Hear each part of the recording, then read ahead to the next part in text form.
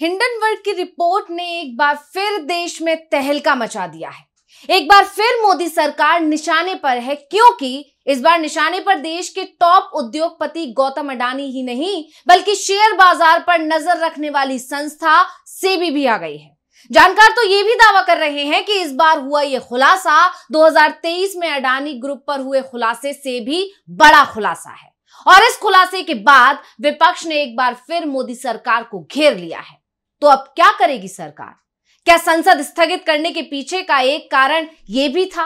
क्या सरकार को भनक लग चुकी थी कि अगर सदन 12 अगस्त तक चला तो क्या पता सरकार के खिलाफ या अविश्वास प्रस्ताव आ जाए? और जैसा कि वक्फ बिल पर सरकार को अंदाजा हो गया था कि वो लोकसभा में इसे पास नहीं कर पाएगी, उससे ये बात तो साफ हो गई थी कि मोदी सरकार डरी हुई है।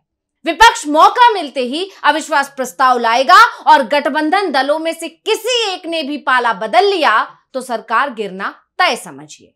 शायद यही वजह रही कि सरकार ने आनन फानन में 9 अगस्त को सदन स्थगित कर दिया। आखिर क्या वजह रही? क्यों हिंडनबर्ग की रिपोर्ट ने आते ही तहलका मचा दिया है? क्या है अडानी और सेबी का कनेक्शन? इन तमाम सवालों पर हम इस स्पेशल रिपोर्ट में चर्चा करेंगे। नमस्कार, मैं हूं अंशिता। तो 9 अगस्त को आए हिंडनबर्ग के 4 शब्दों के एक ट्वीट ने तहलका मचा दिया था। ट्वीट में लिखा था, भारत में कुछ बड़ा होने वाला है। तो अब जरा सोचिए, जब एक ट्वीट विपक्ष के कान खड़े कर सकता है, मोदी सरकार की नींद उड़ा सकता है, तो अब तो पूरी रिपोर्ट ही आ गई है। तो इसका क्या असर हो सकता है, आप खुद समझदार हैं। इस बार तो सेबी चीफ ही निशाने पर आ गए हैं। अमेरिकी कंपनी हिंडनबर्ग ने security exchange board of India की चेयरपर्सन पर गंभीर आरोप लगाए हैं। हिंडनबर्ग ने अपनी रिपोर्ट में बताया कि माधवीपुरी बुच और उनके पति धवल बुच की अडानी ग्रुप से जुड़ी ऑफशोर कंपनी में हिस्सेदारी है। तो अब आप समझ सकते हैं कि इस बार विपक्ष इस मुद्दे को छोड़ेगा नहीं, और इस बार हालात पहले जैसे भी नहीं है, क्योंकि इस बार ऐसा नहीं हो सकता कि राहुल गांधी सदन में अडानी और पीएम मोदी की तस्वीर दिखाएंगे और अगले दिन ही उन्हें नोटिस आ जाएगा। क्योंकि इस बार सदन में बीजेपी के पास बहुमत जो नहीं है, जिसे बीजेपी भी अच्छी तरह समझती है, इसलिए फूक फूक कर कदम रख रही है। बीजेपी कितनी डरी सहमी है ये तो तभी पता चल गया था जब वक्फ बिल को जेपीसी के पास भेज दिया गया था। इसी से अंदाजा लगाया जा सकता है कि अगर 12 अगस्त तक संसद चल जाता और हिंडनबर्ग रिपोर्ट आ जाती तो विपक्ष इस मुद्दे पर सरकार को बुरी तरह घेर लेता। इसका अंदाजा विपक्ष के बयानों से भी लगाया जा सकता है।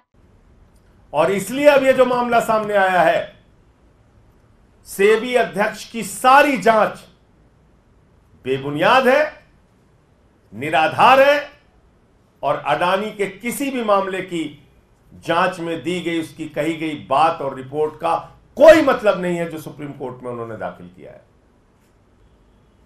और नंबर 2, ये सारे घोटाले, ये 8,50,000 करोड़ रुपए हिंदुस्तान के लोगों का जो डूबा है, इसके लिए कोई और नहीं, भारत के प्रधानमंत्री नरेंद्र मोदी जी जिम्मेदार हैं। जब तक वो पद पर रहेंगे तब तक अडानी के मामलों की जांच नहीं हो सकती, अडानी के भ्रष्टाचार की जांच नहीं हो सकती। प्रधानमंत्री में जरा सी भी नैतिकता है तो उनको अपने पद से इस्तीफा दे देना चाहिए। उनको देश का प्रधानमंत्री बने रहने का हक नहीं है। कांग्रेस महासचिव जयराम रमेश ने सोशल मीडिया पोस्ट में कहा कि अब पता चला कि संसद की कार्यवाही को अनिश्चित काल के लिए स्थगित क्यों कर दिया गया था। संसद की बैठक 12 अगस्त तक निर्धारित थी, लेकिन उसे 9 अगस्त को ही स्थगित कर दिया गया। यानी जयराम रमेश ने सेबी पर निशाना साधते हुए यह भी पूछ लिया कि पहरेदार की रखवाली अब कौन करेगा। यही नहीं, कांग्रेस नेता पवन खेड़ा ने तो सरकार पर सवालों की बौछार कर दी। क्या कुछ बोले, पहले सुन लीजिए। दूध का दूध, पानी का पानी अपने आप हो गया। तभी तो राहुल गांधी ने कहा था उस वक्त चौकीदार चोर है। साबित हुआ या नहीं हुआ? तो विपक्ष पूछ रहा है कि जब सब कुछ सामने है तो माधवी बुच को जब सेबी का प्रमुख बनाया गया था तब क्या भारत सरकार को यह जानकारी नहीं थी? अब सवाल तो उठेंगे ही, और सवाल उठेंगे तो अडानी से लेकर सेबी और सरकार सभी घिरेंगे, जिसकी शुरुआत हो चुकी है। विपक्ष एक सुर में कह रहा है कि मोदी सरकार को इस बात की भनक लग गई थी, इसलिए सदन स्थगित किया गया। हिंडनबर्ग की इस रिपोर्ट पर शिवसेना यूबीटी नेता प्रियंका चतुर्वेदी ने कहा कि अब यह स्पष्ट हो गया है कि सेबी ने अडानी समूह की कंपनियों के विवरण मांगने वाले उनके पत्रों का जवाब क्यों नहीं दिया था। दरअसल चतुर्वेदी ने पिछले साल अप्रैल में अडानी समूह की कंपनियों के खिलाफ जांच का विवरण मांगा था, लेकिन उन्हें जवाब नहीं मिला था।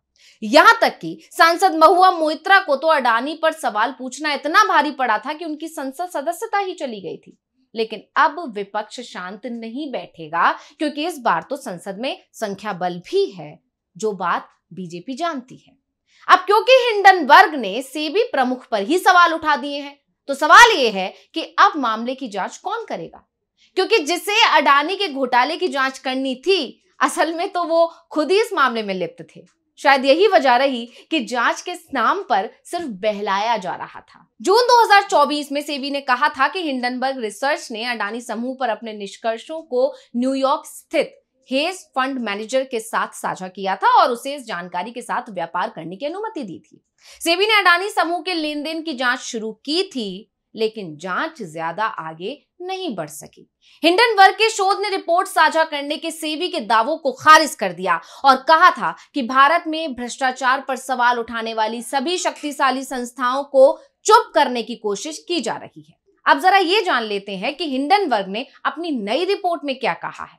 क्यों रिपोर्ट आने की खबर मात्र से सरकार टेंशन में आ गई थी? तो रिपोर्ट में दावा किया गया कि सेबी की चेयरपर्सन माधवी बुच और उनके पति धवल बुच के पास अडानी समूह की ऑफशोर एंटिटी में हिस्सेदारी है।